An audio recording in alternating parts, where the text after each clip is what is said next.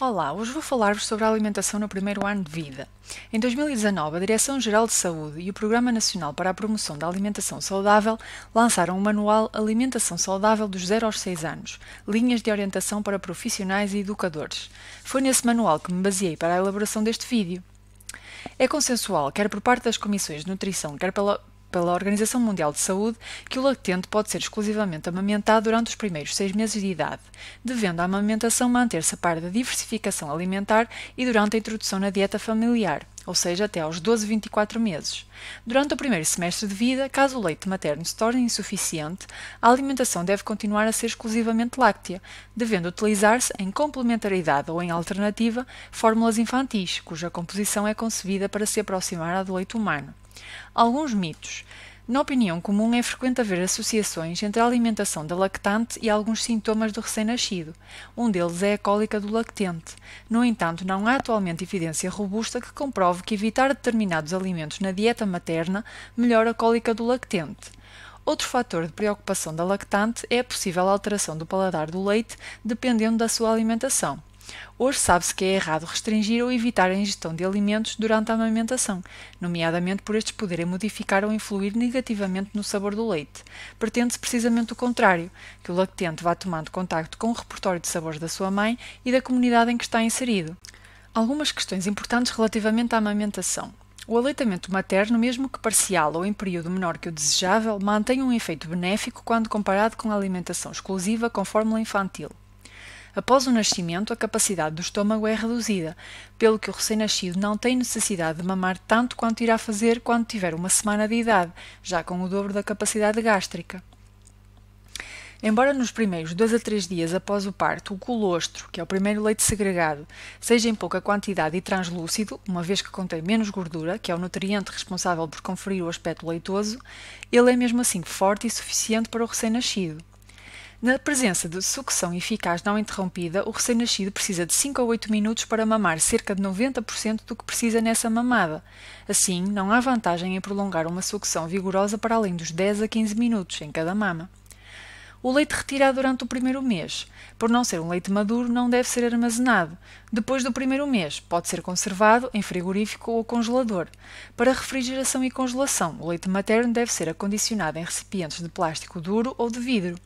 O leite pode manter-se congelado a menos 20 graus até 6 meses, mantendo todas as suas qualidades e propriedades. Não havendo garantia de congelação a essa temperatura, o tempo de conservação não deve exceder 2 a 3 semanas. O processo de descongelação deve ocorrer em frigorífico a uma temperatura igual ou inferior a 4 graus, devendo ser administrado no prazo de 24 horas. Para a descongelação não deve ser utilizado banho-maria nem micro-ondas. Não se deve impor um horário rígido entre refeições, devendo o bebê ser alimentado em regime livre quando tem fome. O peso é um bom indicador de uma adequada oferta alimentar, dado que todo o recém-nascido perde peso nos primeiros dias de vida por eliminação fisiológica de água, enquanto não recupera o peso de nascimento, pode adotar-se a regra de não prolongar mais do que 3 horas o intervalo entre mamadas. Durante a noite pode ser até 4 horas no primeiro mês e aumentar para 6-8 horas a partir do primeiro mês de idade. Na insuficiência ou ausência de leite materno, as fórmulas infantis devem ser utilizadas como complemento ou em sua substituição, pelo menos até ao final do primeiro ano e idealmente até aos 24 ou 36 meses. Um recém-nascido saudável deve ser alimentado, na ausência de leite materno, com uma fórmula infantil standard, dado que todas as outras apresentam maior ou menor manipulação dos seus constituintes, afastando-as do padrão ideal que é o leite materno. A fórmula infantil para lactente ou Fórmula 1 pode ser usada em exclusivo até próximo dos 6 meses de idade, à altura da diversificação alimentar, e mantida até aos 24-36 meses. Caso se opte por uma fórmula infantil de transição, Fórmula 2, a partir do 6º mês, esta deve ser de baixo teor proteico. Dentro das fórmulas especiais, temos as parcialmente hidrolisadas, de soja, anti-refluxo, sem lactose, etc. Devem ser utilizadas de acordo com recomendação médica e suportadas numa clínica robusta. As fórmulas funcionais, que incluem a antiobstipante, antidiarreia, anticólica, etc., apenas em casos particulares e pelo mínimo de tempo possível. Algumas regras para a utilização de uma fórmula infantil em recém-nascidos de termo com mais de 7 dias de vida. Devem ser oferecidas 6 a 8 refeições por dia, dependendo da idade. O suprimento hídrico, ou seja, o volume diário total, deve ser de 150 ml por quilo ao dia e o volume máximo no biberão de 180 a 210 ml. O intervalo entre as refeições deve ser em média de 3 a 3 horas e meia, idealmente não mais de 4. A água a utilizar para a preparação da fórmula infantil deverá ter pH neutro, entre 6,7 a 7,7, e a temperatura no momento da reconstituição deve ser de cerca de 37 graus Celsius. A reconstituição com água fria impede a adequada diluição dos nutrientes e a temperatura demasiado elevada no momento da preparação do biberão aumenta o risco de desnaturação da proteína, bem como de deterioração das vitaminas lipossolúveis.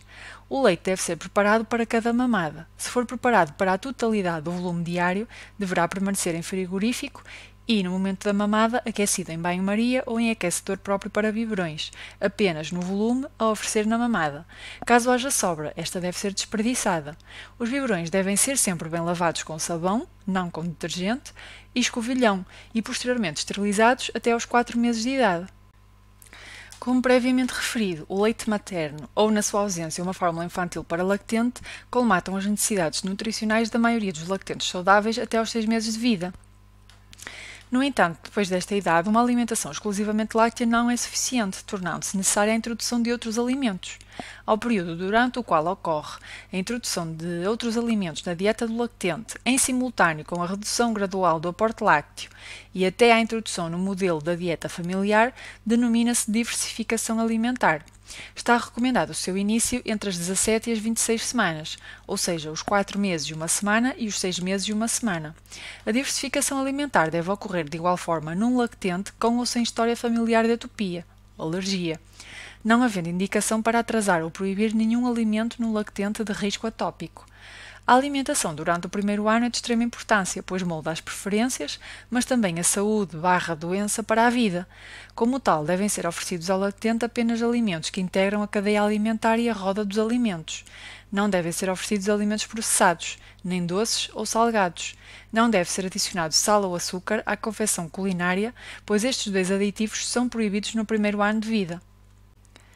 Quer por questões de segurança, devido ao risco de engasgamento e asfixia, quer de aprendizagem, o lactente deve ser alimentado sempre em posição sentada ou ligeiramente inclinado, a mais de 45 graus, e os primeiros alimentos deverão ser oferecidos à colher e ter uma textura cremosa, transitando progressivamente para texturas menos homogéneas e mais granulosas, à medida que o lactente demonstra um bom controle da mastigação e deglutição, até à introdução do alimento sólido. Na fase de transição, pode realizar-se uma alimentação mista, ou seja, parte à colher e parte em regime de autoalimentação, o chamado comer com as mãos. O reconhecimento de diferentes práticas resultantes da multiculturalidade faz com que exista uma enorme dificuldade em estabelecer regras ou propor consensos, preferindo por isso adotar-se uma atitude liberal, preconizando que, para uma criança europeia saudável, independentemente de ter ou não história familiar positiva para a alergia, todos os alimentos devem ser introduzidos a partir da diversificação alimentar, exceto o sal, o açúcar, o mel, bebidas açucaradas e chás, nomeadamente por alguns deles conterem funcho, com aumento progressivo da textura e até à introdução na dieta familiar, enfatizando claramente a proibição do uso de leite de vaca como fonte láctea principal até aos 12 meses. Poderiam assim resumir-se as recomendações para a diversificação alimentar. No entanto, independentemente da forma como se procede à diversificação alimentar, importa garantir um aporte energético adequado, devido ao risco de início precoce de obesidade. O primeiro grupo de alimentos que eventualmente poderá ser introduzido será o dos hortofrutícolas, ou dos cereais, ou seja, o creme de legumes, ou a papa, ou ainda a fruta. Muito embora não seja preconizada nenhuma recomendação sobre a cadência da introdução, poderá respeitar-se um intervalo de 2 a 3 dias entre cada grupo de alimentos. Por exemplo, iniciar com o creme de legumes, 2 dias depois introduzir a papa e 2 dias depois introduzir a fruta. O creme de legumes não deve incluir mais de 4 legumes, distribuídos da seguinte forma: um do grupo dos legumes base, batata normal ou doce, chuchu, courgette, berinjela ou couve-flor, um do grupo dos fornecedores de beta-carotenos, cenoura ou abóbora, um do grupo dos ricos em antioxidantes, cebola, alho ou alho francês, e um de folhas, alface, brócolos, couve-coração e ainda o feijão verde. Depois de cozidos, os legumes devem ser triturados e no momento da oferta da refeição deve ser adicionado azeite, num volume de 5 a 7,5 ml por dose. Não deve ser adicionado sal. O creme de legumes, depois de confeccionado, pode ser colocado no frigorífico por um período não superior a 48 horas, podendo permanecer mais tempo no congelador. A papa é outro alimento que frequentemente é considerado para a iniciação da diversificação alimentar. É fonte de hidratos de carbono, proteína vegetal e, sobretudo, fornecedora de vitaminas e minerais. As papas podem ser lácteas, ou seja, já têm leite incorporado, pelo que são preparadas com água, ou não lácteas, preparadas com leite materno ou fórmula infantil, e poderão ser isentas ou conter glúten. As papas de fruta têm um sabor mais doce e não contêm glúten, enquanto algumas papas de cereais, com trigo, aveia ou cevada, contêm esta proteína. Tendo em conta as atuais recomendações, o glúten deve ser introduzido a partir dos 4 meses e antes dos 7 meses, com porções crescentes até aos 12 meses de idade. Assim, a papa introduzida a partir da diversificação alimentar pode, desde o início, ter glúten. A introdução da fruta pode ocorrer desde o início da diversificação alimentar. Importa, no entanto, referir que não devem ser excedidas, inicialmente uma e a partir dos 6 meses 2 peças de fruta por dia, preferencialmente da época e variada. Tendo em conta o seu elevado índice glicémico, ou seja, por ser rica em açúcares, e a sua pobreza nutricional, já que não contém proteínas nem lípidos, a fruta não deve ser usada como uma refeição ou merenda, mas sim como uma sobremesa das refeições principais ou complementando uma merenda. Inicialmente devem ser oferecidas moídas e preferencialmente cruas, podendo a maçã, a pera e a banana ser as primeiras a ser introduzidas. Progressivamente, todas podem ser oferecidas, devendo haver alguma reserva durante o primeiro ano de vida relativamente ao kiwi, ao morango e ao maracujá, por conterem granos libertadores de histamina e poderem mais facilmente estar associados à reação alérgica. A partir dos 7 a 8 meses será importante aumentar a oferta de hortofrutícolas menos moídos, crus ou cozinhados, para estimular o treino das texturas. A proteína animal não láctea deve ser introduzida ao 6º mês, constituindo uma fonte importante de fornecimento de ferro. Assim, a partir do 6º mês devem ser oferecidos ao latente 30 gramas por dia de carne ou de peixe, peso considerado para o alimento cru e limpo de gordura, de forma a oferecer 4 vezes por semana carne e 3 vezes por semana peixe. Tradicionalmente inicia-se a introdução com carnes de aves, frango, peru, avestruz ou de coelho, menos ricas em ferro do que as carnes de bovino, mas também com menor teor de gordura saturada. Relativamente ao peixe, o bacalhau deve ser introduzido mais próximo dos 12 meses, atendendo à textura fibrosa e ao teor em sal. A proteína pode inicialmente ser adicionada ao creme de legumes, à açorda ou à farinha de pau e, posteriormente, a partir dos 7 meses, ao arroz, massa ou sêmola de trigo. Importa desde cedo apresentar emendas coloridas e diversificadas, bem como criar o hábito de os legumes constarem sempre do prato principal. Assim, deve desde sempre ser incluídos 3 a 4 artículos no prato de cores e texturas diferentes, por exemplo, cenoura, brócolos e alho francês.